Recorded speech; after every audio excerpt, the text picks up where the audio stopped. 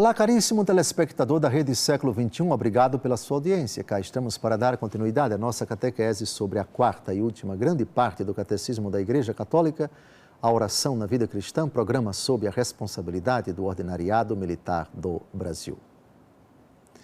Vimos no programa anterior uma característica da oração eficaz, da oração infalível, aquela de que trata Jesus em João capítulo 14, versículo 14, tudo o que pedirdes ao Pai em meu nome, eu vou-lo farei. Qualquer coisa que pedirdes, eu vou-lo farei.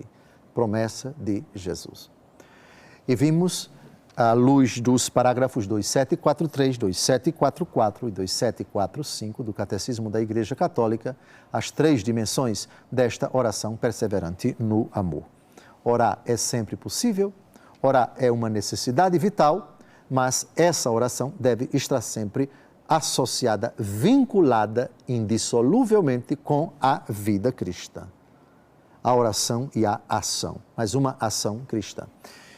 E hoje nós vamos comentar uma afirmação, uma assertiva extremamente importante de Orígenes, um dos grandes padres da Igreja. Ele nasceu em Alexandria, no Egito, exerceu o seu ministério ali, naquela cidade, escreveu muitas obras, andou pelo Oriente Antigo, deixou o seu legado, apesar de ter sido, até um certo tempo, uma figura muito polêmica, mas, no todo, temos riquíssimos ensinamentos deste grande padre da Igreja.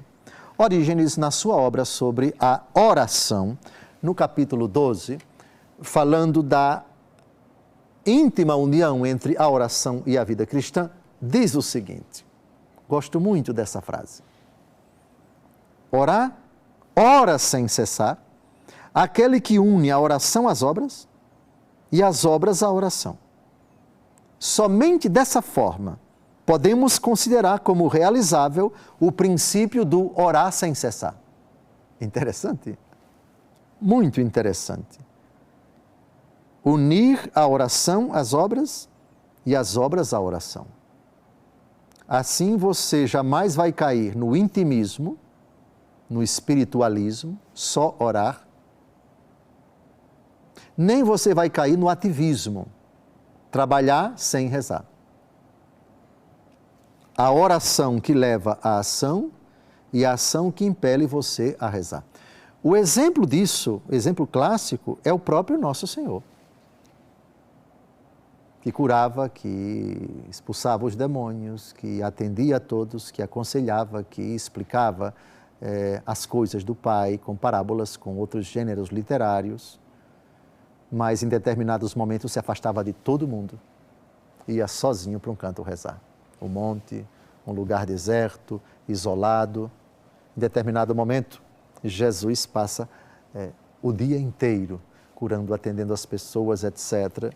Depois ele sai de madrugada para rezar, aí descobrem os apóstolos que ele está num determinado canto. São Pedro vai lá e diz, todos te procuram. Ele disse, vamos para outras cidades, para outros povoados, para pregar o Evangelho, porque foi para isso que eu vim.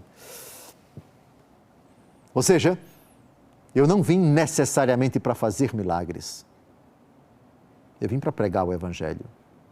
Em outra ocasião, Jesus, diante dessa multidão que circundava Nosso Senhor, que não dava espaço para ele, que queriam uma palavra dele, estavam fascinados com o ensinamento dele, ele se afastava de todo mundo para rezar e às vezes passava a noite em oração. Eu penso que Orígenes foi muito feliz aqui a dizer, ora sem cessar, quem une oração às obras e as obras à oração. Somente assim, estritamente falando, se pode falar de orar sem cessar. Porque se você ora e depois trabalha, ou então trabalha e depois não ora, ora, mas não trabalha, ou trabalha, mas não ora, como é que você pode dizer orar sem cessar? Então, nesse sentido, até as obras evidenciam o fruto da oração, traduzem no dia a dia a oração e vice-versa.